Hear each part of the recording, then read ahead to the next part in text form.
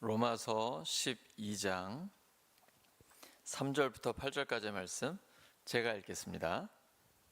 내게 주신 은혜로 말미암아 너희 각 사람에게 말하노니 마땅히 생각할 그 이상의 생각을 품지 말고 오직 하나님께서 각 사람에게 나누어 주신 믿음의 분량대로 지혜롭게 생각하라.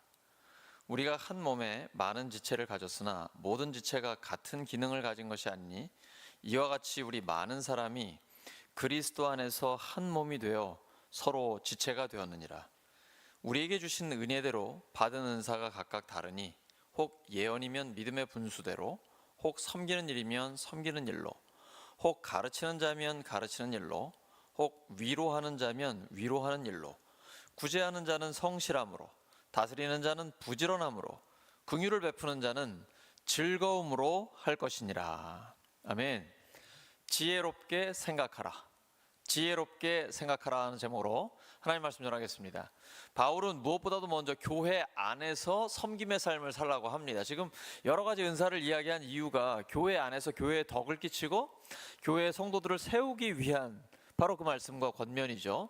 우선 첫 번째로는 자기 자신에 대해서 생각할 때 믿음의 분량대로 지혜롭게 생각하라고 합니다. 이 분량을 헬라어 원어를 보면 메트론이라고 되어 있습니다. 기준이라는 뜻입니다. 그러니까 어떤 사람은 믿음이 많고 적고 이게 정해져 있다는 게 아니고 믿음의 기준대로 지혜롭게 생각하라는 것입니다.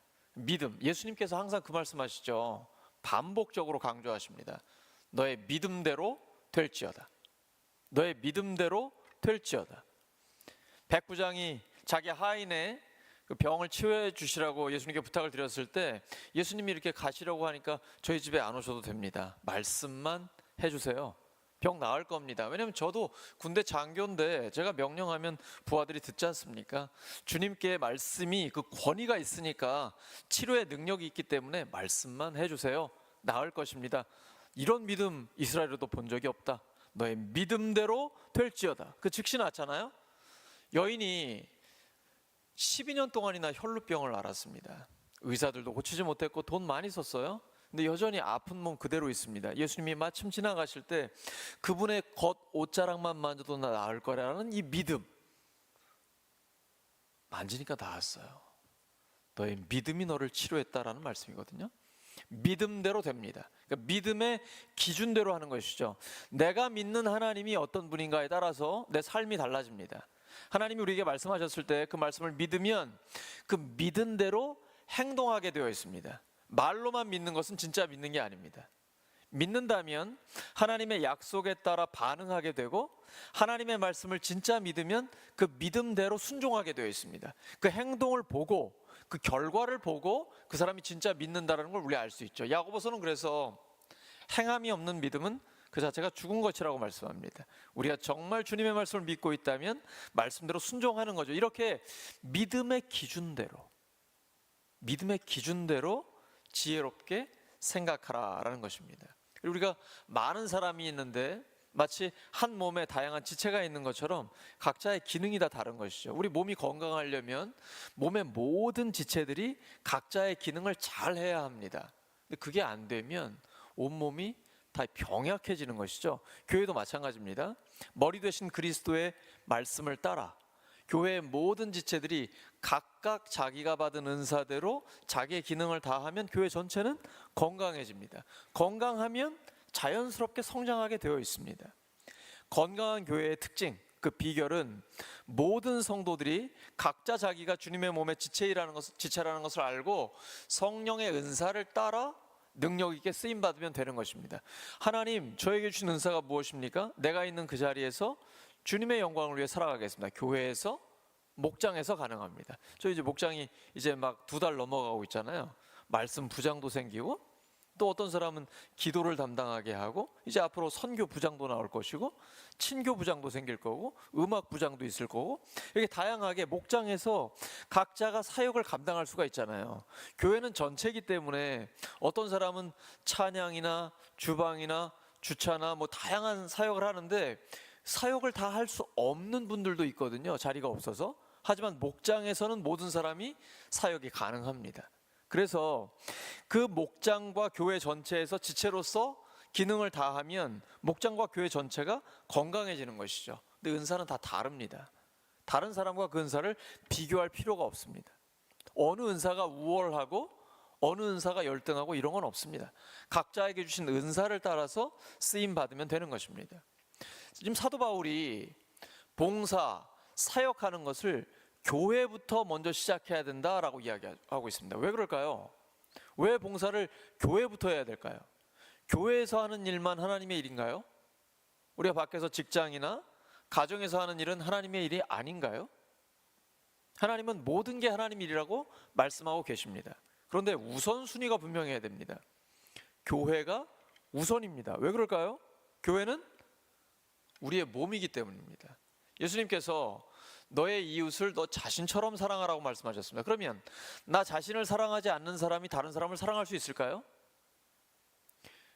가끔 영화 보면 그 조폭이 사람을 위협할 때 이렇게 맥주병 같은 거 깨가지고 자기 몸을 쓱 긋는 거 보신 적 있죠? 끔찍하죠. 야, 지 몸을 저렇게 하니 남은 어떻게 하겠나 이러잖아요. 자기를 사랑하지 않는 사람은 다른 사람을 사랑할 수가 없습니다. 예수님의 기준은 너의 이웃을 너 자신같이 사랑하라는 것입니다. 하나님은 교회의 존재 목적을 영혼을 구원하여 제자 삼는 것으로 삼아 주셨습니다. 그러면 우리 교회가 존재 목적을 다하면서 교회를 세우신 이유답게 울산과 지역, 땅 끝까지 복음을 전하는 것이 우리의 사명인데 제일 먼저 뭘 해야 되냐면 교회 자체가 서로 깊이 사랑해야 합니다. 왜냐하면 교회는 우리 몸이기 때문이죠. 우리 몸도 사랑하지 않으면서 이웃을 사랑한다는 것은 어불성설이죠. 그래서 먼저 교회 안에서 좋은 교인이 돼야 됩니다. 서로가 서로를 섬기는 것, 이것이 우선입니다. 지체라는 것은 서로가 서로를 섬기는 책임이 있다는 것입니다. 가족을 생각해 보세요. 하나의 가족은 서로가 서로를 섬겨서 함께 살리는 것이죠. 그 일을 교회가 먼저 해야 되기 때문에 교회가 우선이고 그 다음에 그 교회를 통해서 지역사회와 민족과 땅끝까지 복음이 전해지는 것입니다. 교회를 통해서 사회를 구원하십니다. 어느 시대나 그랬습니다. 교회가 소망입니다. 교회가 사회 전체를 변화시킬 수 있는 능력이 있습니다. 예배가 강력해지고 기도가 뜨거워지고 헌신이 불붙게 되면 사람이 변합니다. 변화된 사람 한 사람 한 사람이 가정과 사회로 들어가게 되면 그 가정과 사회가 변화되는 것입니다. 그래서 교회는 사회의 소망이 되는 것입니다. 교회에서 먼저 우리가 말씀을 따라 헌신하고 사역하고 봉사하면 이제 우리 주변의 사회까지 다 변하게 되는 것입니다. 교회 안과 밖의 모든 일이 하나님의 일이지만 우선순위는 교회에 먼저 있습니다. 교회는 염전과 같은 곳입니다. 우리 세상의 소금이잖아요. 그러면 교회 안에서 먼저 짠맛을 제대로 내는 소금이 돼야 합니다. 교회는 LED 공장과 같습니다. 우리가 세상의 빛이잖아요. 그러려면 교회 안에서 먼저 빛을 발할 수 있는 LED로 확실하게 만들어져야 합니다. 교회 안에서 그것이 돼야만 밖에 나가서 제 기능을 발휘할 수가 있습니다. 그러려면 먼저 우리 자신에 대해서 생각을 해야 됩니다. 로마서 12장 3절입니다. 시작. 내게 주신 은혜로 말미암아 너희 각 사람에게 말하노니 마땅히 생각할 그 이상의 생각을 품지 말고 오직 하나님께서 각 사람에게 나누어 주신 믿음의 분량대로 지혜롭게 생각하라. 언뜻 보면 분량이라는 단어가 있어서 나는 그냥 이 정도가 내 믿음인가 보다 이렇게 생각, 그런 건 없죠. 믿음은 끊임없이 성장하는 것입니다. 믿음의 기준대로 생각하라라는 것입니다. 그리고 지혜롭게 생각하라는 것은 건전하고 냉철하게 생각하라. 자기를 과대평가하지 말라고 말씀하고 있습니다. 그래서 공동번역에서는 이 부분을 자기를 과대평가하지 마라 라고 번역을 하고 있습니다. 과대평가하면 교만한 거죠. 그럼 마치 자기가 하나님이 된 것처럼 생각할 수가 있습니다. 하나님의 필요를 느끼지 않게 됩니다. 교만한 사람의 특징이 있습니다. 하나님도 필요 없고 다른 사람도 필요 없다라고 생각합니다. 근데 겸손한 사람은 태도 자체가 다릅니다. 늘 하나님을 의지하고 하나님을 신뢰하며 나 혼자 감당할 수 없기 때문에 다른 사람의 도움이 필요하다는 것을 인정합니다. 겸손한 사람은 내가 할 수 없는 부분이 있다는 것을 받아들입니다. 그리고 다른 사람이 내가 하지 못하는 것을 할 수 있고 더 잘한다는 것을 인정하는 것이죠. 그래서 나도 중요하지만 다른 사람도 중요하다는 것을 인정하고 존중하는 것입니다. 이렇게 겸손하게 되면 사람을 귀하게 여깁니다. 하나님께 감사하고 사람을 귀하게 여기면 그 사람들이 뭉치면서 놀라운 하나님의 일을 감당하게 되는 것입니다. 믿음의 기준도로 생각하라. 믿음의 가장 중요한 기준은 무엇입니까? 오늘 우리가 찬양한 것처럼 날마다 우리가 주님의 십자가 앞으로 나아갑니다. 주님이 우리를 위해 십자가를 지시고 부활하셨습니다. 이것을 믿는 이 믿음의 기준으로 살아가는 것입니다. 모든 것을 십자가를 기준으로 살아갑니다. 십자가의 정신, 내가 죽고 나를 희생하고 나를 내어주는 것, 어떻게 하면 더 잘 섬길까, 이 부분에 우리가 최선을 다하는 것이죠. 사도행전 6장에 보시면 갑자기 폭발적으로 성도들이 많아졌을 때 7 집사를 세웁니다. 우리가 집사라고 번역을 했는데 헬라어를 보면 디아코니아라고 되어 있어요. 섬긴다라는 것입니다. 그래서 구제사역은 이 집사님들한테 섬기도록 맡긴다라고 하고요. 사도들은 뭐에 집중합니까? 오직 기도와 말씀 사역에 집중합니다. 이 사역이라고 번역한 단어가 역시 디아코니아입니다. 사도행전 6장에서 디아코니아라는 단어를 사도, 오늘날로 말하면 목회자들이 말씀으로 섬긴다라는 것과, 그리고 오늘날 안수 집사님, 장로님들, 성도님들이 구제로 섬긴다라고 할 때 동일하게 썼습니다. 영적인 섬김, 육적인 섬김을 같은 단어로 쓰고 있는 것입니다. 바로 이것입니다. 우리는 십자가의 정신을 가지고 각자에게 주신 은사를 따라 내가 그 자리에서 섬기면 되는 것입니다. 예수님은 섬김을 받으러 오신 것이 아니라 섬기러 오셨습니다. 예수님의 제자라면 그 십자가의 정신을 가지고 늘 내가 어떻게 하면 더 잘 섬길 수 있을까, 나에게 주신 은사를 따라 더 잘 섬길 수 있을까 라고 노력할 때 하나님께서 우리를 통해 하나님의 역사를 나타내 주십니다. 그러려면 자기를 과소평가해서도 안 됩니다. 다른 사람과 비교하지 마십시오. 엘리야와 엘리사의 미션, 사명이 다릅니다. 엘리야를 통해서는 나라 전체가 우상 숭배를 할 때 850대 1, 450대 1로 해서 영적인 전쟁에서 이기게 하시면서 국민들을 하나님께 돌이키는 이런 부분이 엘리야의 사명이었어요. 근데 엘리사는 그 다음 세대가 되면서 조금 더 낮게, 그리고 그 다음 미래의 왕들을 세우고 지도자들을 세우는 뭔가 사명이 엘리야와 엘리사는 달라요. 그래서 우리도 마찬가지입니다. 다른 사람과 비교하면서 자기를 과소평가하면 하나님 앞에 쓰임받기가 어려워요. 열등감이 있기 때문에. 그러면 적극적으로 이웃사랑을 실천할 수가 없습니다. 과대평가해서도 안 되고 과소평가해서도 안 됩니다.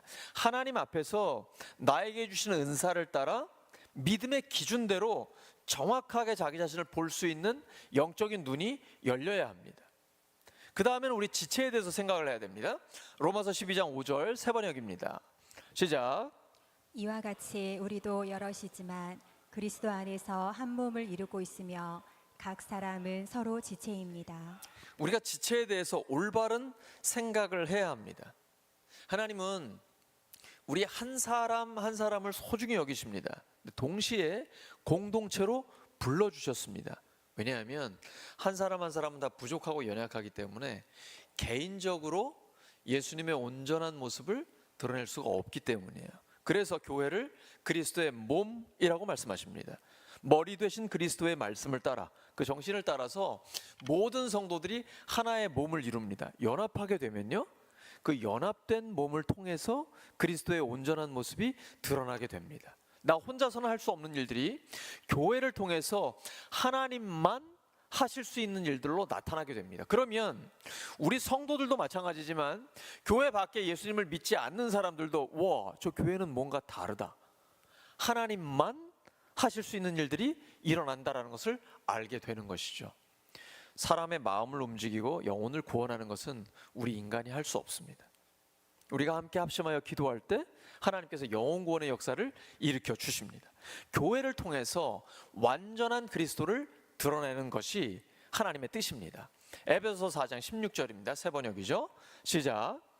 온 몸은 머리이신 그리스도께 속해 있으며 몸에 갖추어져 있는 각 마디를 통하여 연결되고 결합됩니다. 각 지체가 그 맡은 분량대로 활동함을 따라 몸이 자라나며 사랑 안에서 몸이 건설됩니다. 각 지체가 연결되고 결합됩니다. 이 부분에 있어서 조심해야 될 우리가 생각이 있는데요. 나 아니면 안 된다, 이런 아집을 가지고 있으면 연합이 안 됩니다. 나와 다른 사람이 하나가 될 수 있도록 힘써야 됩니다. 그래서 성령께서 하나 되게 하신 것을 힘써 지키라고 하셨습니다. 왜 그럴까요? 힘쓰지 않으면 안 지켜집니다. 우리는 본능적으로 이기적이고 나 자신을 드러내려고 하는 마음이 우리에게 있습니다. 죄성이 있기 때문에 가만히 있으면 죄로 기울어집니다. 그래서 하나 된다는 것이 본능적으로는 안 됩니다. 굉장히 어렵습니다. 성령께서 우리를 이미 하나 되게 하셨기 때문에 우리는 그것을 힘써 지켜야 합니다. 하나가 되지 못하면 교회 각자 성도들 한 명 한 명은 굉장히 뛰어나다 할지라도 하나님의 능력이 나타나지 않습니다. 싸우는 교회, 분열하는 교회를 통해서는 하나님의 영광이 드러나지 않습니다. 그러나 좀 부족하더라도, 개인적으로는 연약하더라도 연합하여 복음으로 하나가 되면 그때에 하나님 앞에 놀랍게 쓰임받게 되는 것입니다. 그러려면 우리가 하나님 앞에 늘 엎드려야 되고 겸손해야 합니다. 겸손한 사람은 교만한 사람과 본질적으로 다릅니다. 내 이웃이 나와 다르다고 해서 비판하지 않습니다. 오히려 귀하게 여깁니다. 나와 다르기 때문에 귀하고 나에게 꼭 필요한 존재가 되기 때문입니다. 내가 할 수 없는 것을 내 지체가 할 수 있기 때문에 서로 보완해가지고 하나님의 일을 감당할 수가 있는 것입니다. 교회의 영광은 다양한 개성과 은사를 가진 성도가 복음으로 하나가 되는 것입니다. 교회는 공산주의가 아닙니다. 획일적이지 않습니다. 다양합니다. 그걸 존중하되 복음으로 하나가 되는 것입니다. 그때에 그리스도의 영광이 드러나게 됩니다. 성경이 이 부분에 있어서는 최종적인 권위입니다. 각자의 생각이 다르고 은사가 다르고 여러 가지 사역이 다르다 할지라도 성경이 여기까지 가면, 하나님이 말씀하시면 그것으로 끝입니다.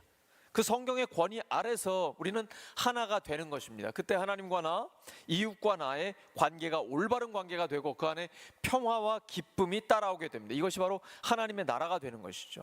그리고 이제 세 번째는 우리가 은사에 대해서 올바르게 생각을 해야 합니다. 로마서 12장 6절 세 번역입니다. 시작. 하나님께서 우리에게 주신 은혜를 따라 우리는 저마다 다른 신령한 선물을 가지고 있습니다. 가령 그것이 예언이면 믿음의 정도에 맞게 예언할 것이요. 신령한 선물, 우리가 성령의 선물을 은사라고 합니다. 헬라어로 카리스라고 하는데요, 우리 카리스마라고 하잖아요. 어떤 능력, 탁월함 갖고 있다라고 하지 않습니까? 이게 바로 은사예요. 그러니까 성령의 은사는 내가 개인적으로 갖고 있는 능력이 아닙니다. 성령님이 주시는 것입니다. 그것도 선물입니다. 선물은 누구 마음입니까? 주시는 성령님의 마음입니다. 물론 우리가 기도할 수 있지만 내가 기도한 대로 다 주시는 건 아닙니다. 주시는 분은 성령님이고 성령님의 마음이기 때문이죠. 저도 굉장히 많은 은사들을 새벽마다 늘 기회가 될 때마다 하나님 앞에 구하고 있는데 다 주시지는 않으시더라고요. 뭐 그런다고 떼쓸 수는 없는 것이고, 하나님이 우리에게 주시는 대로, 그 은사대로 쓰임받는 것이 중요하죠. 중요한 건 이제 이 다양한 은사가 오늘 본문에 기록되어 있는데 그 은사에 대한 이해를 가지고 나에게 주신 은사가 무엇인가 발견하는 것이 이제 중요합니다. 그러려면 다양한 사역을 해보는 것도 필요합니다. 그래서 나에게 잘 맞고 이 사역을 했을 때 기쁨이 있다, 나만 기쁘면 안 됩니다. 내가 그 사역을 할 때 다른 사람들도 유익하고 기쁨이 있어야 됩니다. 그때 그게 참된 은사인 것이죠. 예를 들어 예언이라고 하면 성령의 감동으로 말하는 것입니다. 앞으로 일어날 일을 말하는 경우도 있고, 설교처럼 지금 하나님의 뜻을 전하는 경우도 있습니다. 이건 점쟁이와는 다릅니다. 예언하는 사람은 반드시 그의 메시지가 성경의 가르침과 일치해야 합니다. 제가 며칠 전에 어떤 분한테 저한테 그런 얘기를 들었어요. 하나님께서 목사님한테 목사님 참 잘하고 계신다고 이 말씀을 전해드리라고 하시더라고요. 이 말 들었을 때 제가 참 감사했어요. 근데 그 감사한 이유가 그 메시지가 성경과 일치되기 때문이에요. 격려죠. 그러니까 예언이라는 것은 하나님께 받은 말씀을 전하는 것인데 그것을 통해 권면과 위로와 격려가 돼야 돼요. 그러니까 성경과 일치가 돼야 됩니다. 예언이라는 것은 미리 예자를 쓰는 게 아니라 맡길 예자를 쓰는 거예요. 앞으로 일어날 일만 얘기하는 게 예언이 아니고 하나님의 말씀을 맡기셨다 해서 예언입니다. 하나님께 맡은 말씀을 전하는 것입니다. 그러므로 성도님들도 예언을 하실 수가 있습니다. 어떻게 해요? 주변에 힘들어하는 사람이 있으면 하나님의 말씀으로 사랑으로 위로해 주시면 됩니다. 우리가 입을 열면 사람들이 힘을 얻고 위로를 받고 소망을 가져야 됩니다. 근데 반대로 내가 입만 열면 다른 사람이 낙심을 하고 짜증이 나고 열받고 이러면 곤란해지겠죠? 내가 입만 열면 다른 사람이 살아나는 역사가 있어야 돼요. 이게 바로 예언의 은사입니다. 대표적인 건 사실 설교예요. 그런데 우리 모든 성도님들도 예언을 사모하시기 바랍니다. 방언은 개인적으로 천상의 언어로 내 영이 하나님과 소통을 하는 것이죠. 나에게 굉장히 유익합니다. 그런데 새 가족들이 와 있는데 우리가 막 셜라셜라 방언을 막 하면 새 가족들이 어떻게 생각할까요? 다음부터 안 올 수도 있어요. 그래서 새벽에는 또 수요 기도회 후에는 우리가 기도 음악을 굉장히 크게 틀어요. 마음껏 자유롭게 하시라고. 그런데 그렇지 않고 새 가족들도 많이 있는 이럴 때는 새 가족들을 배려하셔야 됩니다. 내가 하나님과 개인적으로 소통하는 건 좋은데 그 사람들을 시험에 들게 하거나 마치 광신자 집단 내지는 이 교회가 좀 뭔가 이상하다 이렇게 생각하면 그 영혼을 구원하는데 방해가 될 수 있잖아요. 걸림돌이 될 수 있잖아요. 그래서 항상 은사는 교회에 덕을 끼치고 세우는 게 목적입니다. 내 개인의 유익이 목적이 아니에요. 성령의 은사를 주신 것은 그 은사를 통해 다른 사람들을 살리고 세우는 게 목적이에요. 그래서 항상 배려를 하셔야 되고 절제가 돼야 됩니다. 절제가 안 되면 그건 성령의 열매가 아니에요. 예언을 사모하셔야 됩니다. 고린도전서 14장 1절입니다. 시작. 신령한 것을 사모하되 특별히 예언을 하려고 하라. 특별히 뭘 하라고요? 예언을 하려고 하라. 왜냐하면 그 하나님의 말씀을 맡아서 다른 사람을 살리는 말을 하기 때문이에요. 남편과 아내 간에도 부모와 자녀 간에도 목장 식구들 간에 교회 성도들 간에 다 입을 열면 다른 사람이 살아나는 역사가 있게 되는 것이죠. 그 섬기는 일은 헬라어로 디아코니아입니다. 아론과 훌을 생각해 보세요. 주인공은 모세잖아요. 근데 그가 손을 들면 이기고 손을 내리면 지는 거예요. 지금 민족의 명운이 달려 있어요. 이때 아론과 훌이 오른손과 왼손을 내려오지 않도록 계속 받쳐줬습니다. 그래서 이스라엘이 이길 수 있었어요. 아론과 훌이 없었다면 이스라엘이 이길 수 있었겠어요? 아니에요. 조력자가 굉장히 중요합니다. 교회에서는 섬기는 자가 큰 자입니다. 영적인 섬김이든 육적인 섬김이든 하나님 나라는 침노하는 자의 것입니다. 여러분 최선을 다해 누가 보든 보지 않든 섬기는 일에 전력을 다하시기 바랍니다. 그 사람이 하나님 나라에서는 가장 큰 사람이에요. 하나님이 인정하십니다. 그 섬김을 통해서 하나님의 역사가 나타납니다. 가르치는 은사는 특별합니다. 다른 사람을 잘 이해시키는 능력이에요. 그런 은사를 가진 사람들이 있어요. 이 가르침의 은사가 다른 사람에게 믿음을 이해시키고 그리고 그 믿음을 잘 가질 수 있도록 돕는 데 참 큰 힘이 됩니다. 위로하는 은사는 모든 성도들이 구해야 됩니다. 날마다 내가 하는 말, 나의 섬김을 통해 상대가 힘을 얻게 되는 것이죠. 구제하는 자는 성실함으로 해야 됩니다. 특별히 교회의 재정을 분배하는 일을 해야 되죠. 각 목장에서 선교를 한다라든지 교회적으로 구제를 할 때 개인적으로 구제할 때 인색하지 않고 관대함으로 해야 합니다. 누가복음 6장 38절입니다. 시작.